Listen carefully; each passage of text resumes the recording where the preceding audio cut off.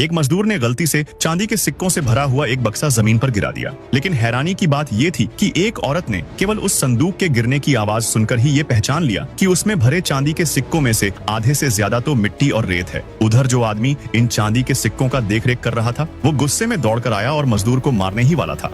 लेकिन जैसे ही वह मजदूर को सजा देने वाला था, उस औरत ने उसे रोक लिया। उसने कहा, जब आधा संदूक ही मिट्टी से भरा हो तो इसमें उस मजदूर का क्या गलती है। उस आदमी ने तो औरत की बात को बकवास समझा, लेकिन नगर प्रमुख के खजांची ने सोच लिया कि हो सकता है इसमें कुछ सच्चाई हो, क्योंकि उस संदूक में जो माल था वह दरअसल व्यापारियों की ओर से नगर प्रमुख को भेजा गया टैक्स था। उसमें एक भी सिक्का कम या नकली निकला तो यह उनके लिए विनाश का कारण बन सकता था। इसलिए उसने तुरंत संदूक को खुलवाया और सिक्कों की जांच शुरू करवाई। जांच में वही सच सामने आया। संदूक के दोनों सिरों पर थोड़े से असली चांदी के सिक्के थे, जबकि बीच का हिस्सा पूरी तरह मिट्टी से भरा हुआ था। अब जाकर सबको समझ आया कि यह औरत कोई आम महिला नहीं है। दरअसल वह औरत राज दरबार की एक बड़ी अधिकारी थी, जिसे व्यापारिक मामलों को देखने की जिम्मेदारी दी गई थी। उसे सुनने की बेहद तेज शक्ति प्राप्त थी और उसने अब तक कभी भी अपने अंदाजे में गलती नहीं की थी। जब से वह दाईचौंग सी बनी थी, उसने रानी को देश के व्यापार में समृद्धि ला कर दी थी। इस कार्य से प्रसन्न होकर रानी ने उसे इनाम मांगने को कहा, लेकिन औरत ने किसी भौतिक वस्तु की इच्छा नहीं जताई। उसने बस यह कहा कि वह अपने घर लौटना चाहती है, क्योंकि वह बचपन में अपने नाना से बिछड़ गई थी और अब 15 वर्षों बाद अपने परिवार से मिलना चाहती थी। जब महिला अपनी दादा से मिलने जियांचेंग के बंदरगाह पहुंची, तब उसने असली और नकली चांदी की पहचान कर दी। ये सब